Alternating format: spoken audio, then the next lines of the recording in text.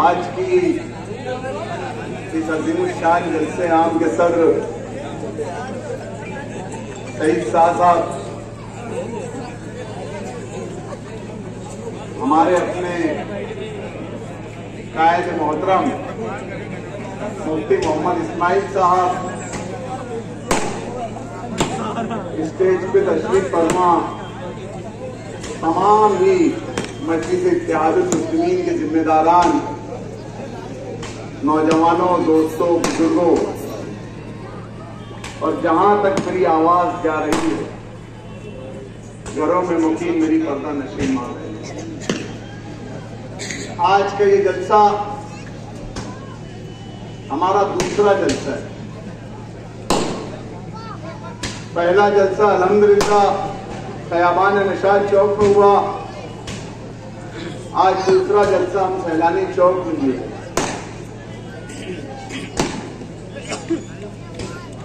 Election की कई बुनियादें होती है, लेकिन सबसे अहम बुनियाद जो शहर के अंदर समझ में आ रही है वो अच्छाई और बुराई का इलेक्शन है।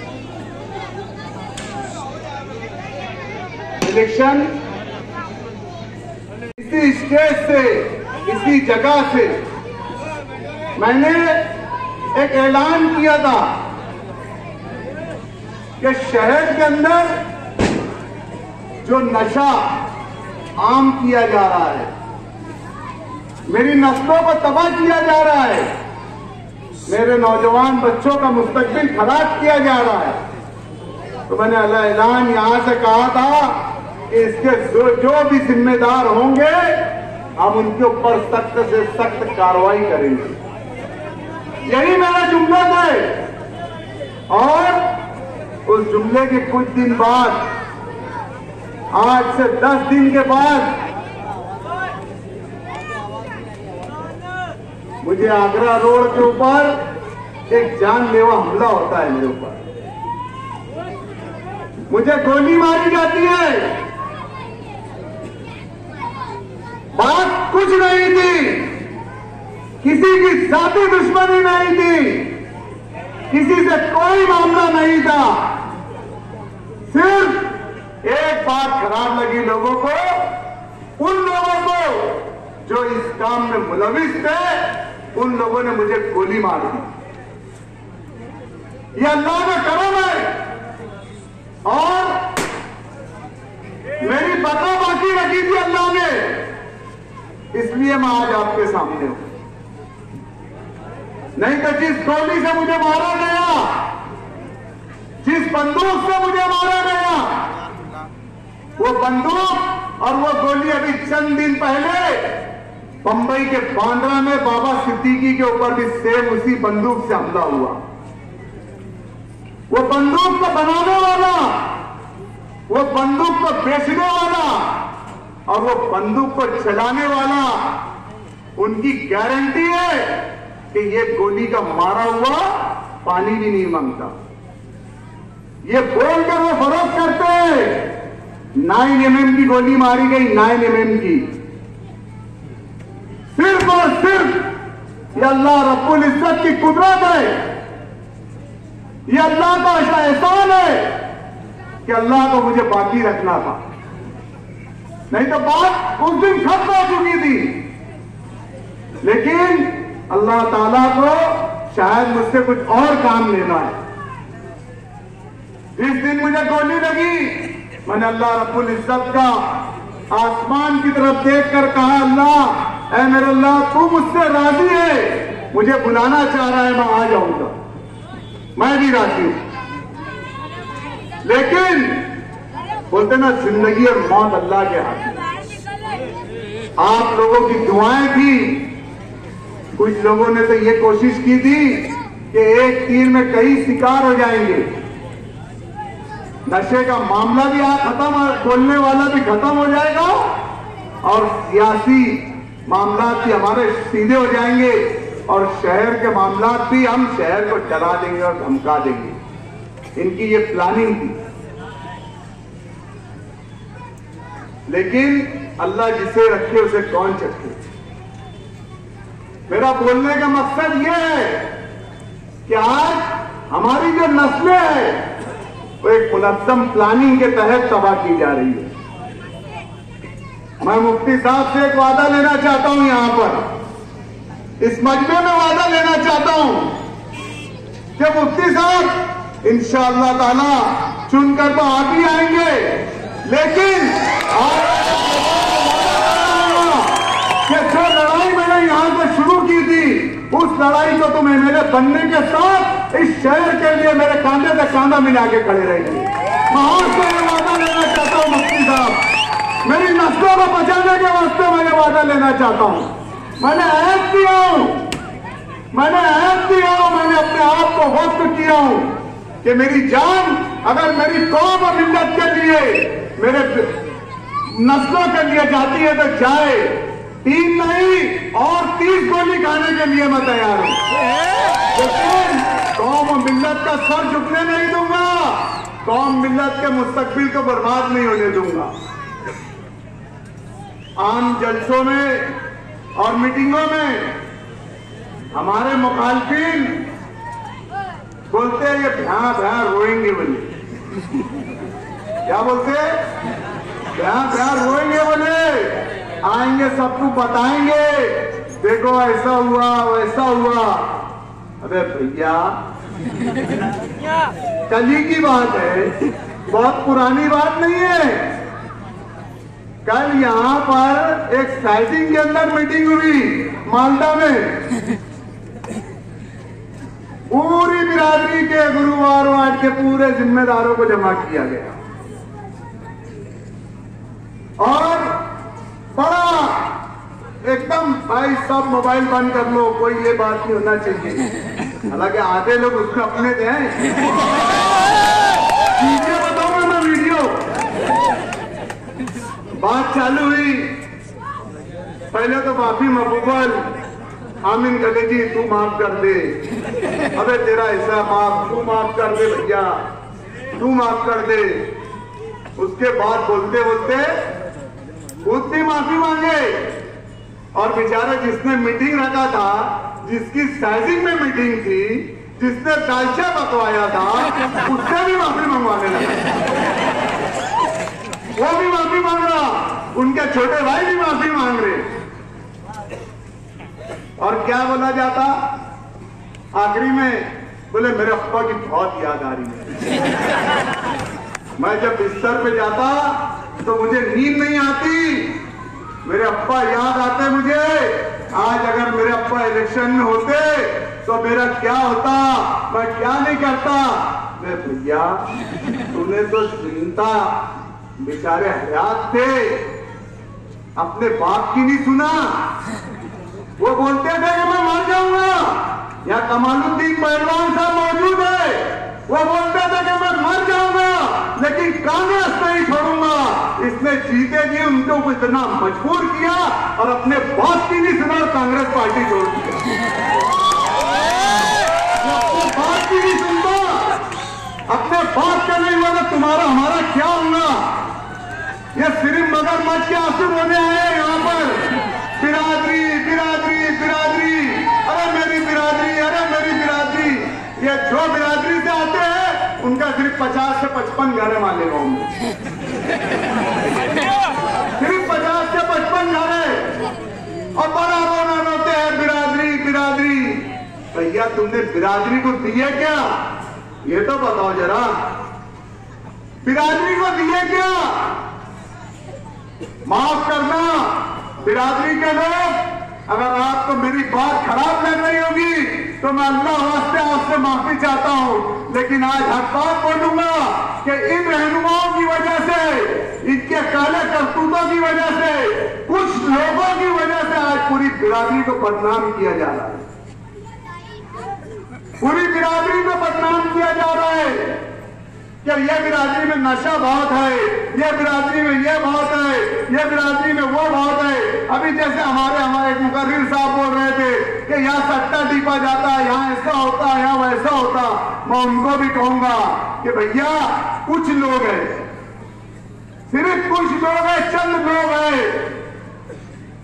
जो ये नशे का कारोबार कर रहे हैं, जो सट्टा टीप रहे हैं, जो जुआ चला रहे हैं, जो लोग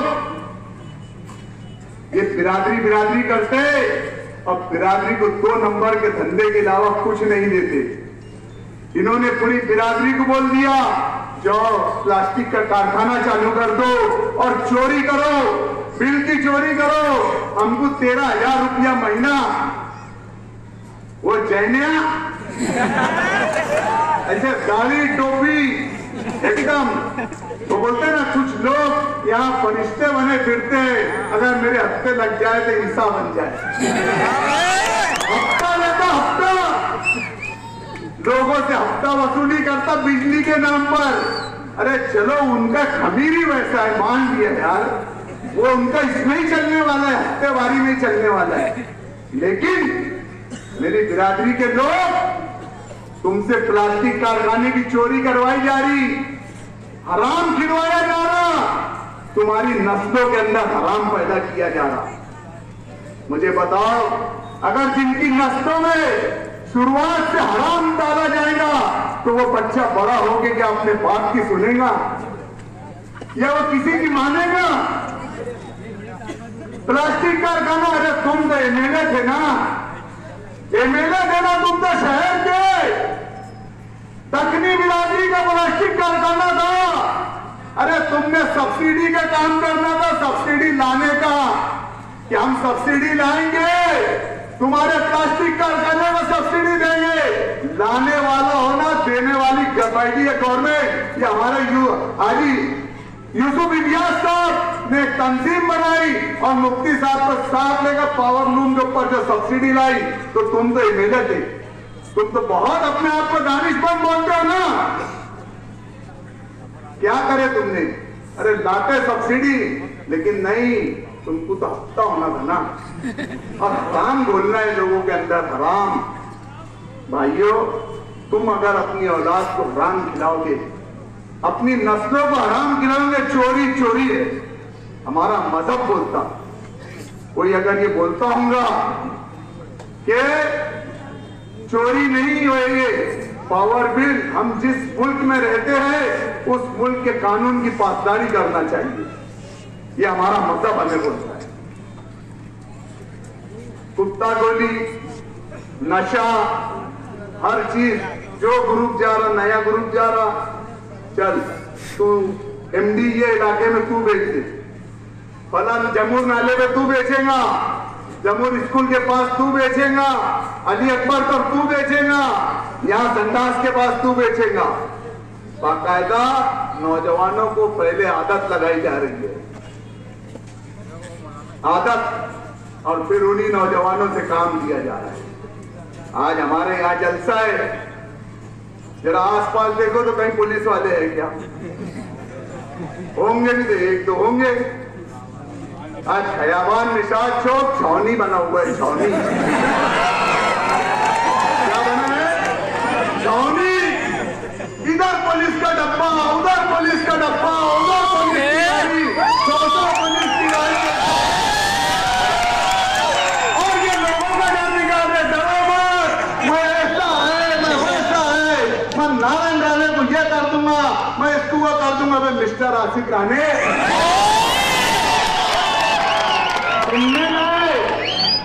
तुमने लाए वो चिरकुट को, वो 1.5 फुटे की औकात, अबे हाथ लग जाएगा तो दबा देंगे, फेंकवा मार देंगे। आने वाले भले को मस्जिद में, अबे तेरी औकात है क्या? अबे 100 साले गर्दी में चलेगा, 4 के बीच में कहीं भी दब जाएगा। किसको? अबे ईमान वाला को मारेगा, सोने रहेंगे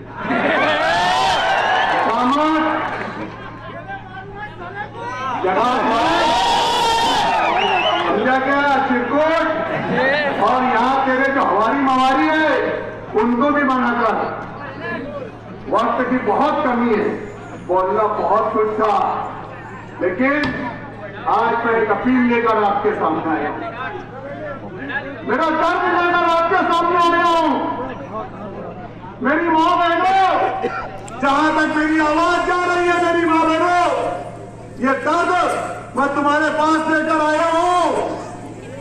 अगर तुम इस बुराई को बुराई समझते हो, नशे के धंधे को बुरा समझते हो, जुए के धंधे को बुरा समझते हो, गुंडागर्दी को बुरा समझते हो, अब्दुल मालिक के ऊपर फायरिंग हुई, मैं तुम्हारा भाई हूं, तुम्हारा बेटा हूं, अगर उसको बुरा समझते हो तो अल्लाह के वास्ते एक राई के दाने के बराबर भी मुझसे या मेरे परिवार से मोहब्बत होगी तो इनको जुल्म का बदला वोट से दे दो, जुल्म का बदला वोट से दे दो। और जो लोग हमारे साथ थे, मुझे कुछ लोगों ने बोला कि यार भाई ने वहां तकरीर करे, हमको वो चीज अच्छी नहीं लगी, हम तो बस कुछ मजबूरियों की वजह से उनके साथ है, हम तो अंदर से तुम्हारे साथ रहेंगे।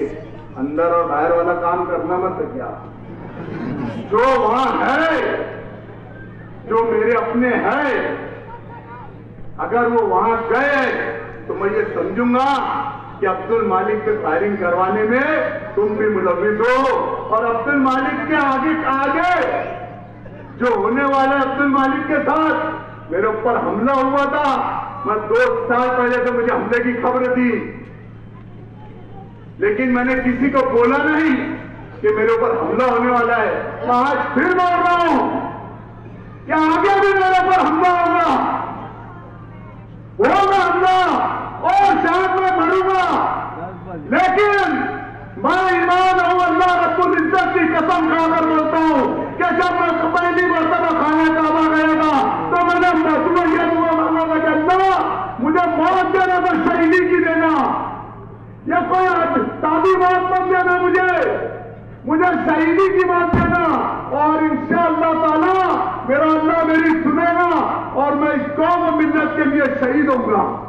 मैं आसान मौत नहीं मरूंगा, मैं गोली और बम से ही मरूंगा और कौम और मिल्लत के लिए मरूंगा।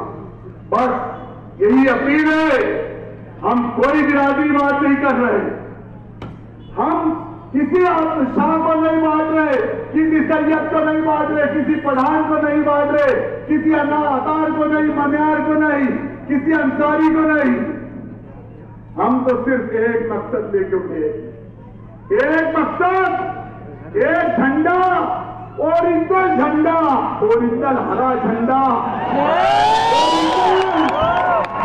देवेंद्र फडणवीस का दिया हुआ झंडा नहीं, ओरिजिनल झंडा लेके उठे, ओरिजिनल झंडा जिसका मकसद है तेरा मेरा रिश्ता क्या,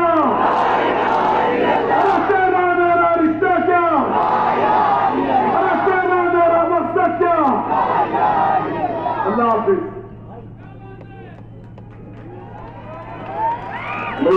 हाजी अब्दुल मालिक यूनुस ईसा साहब।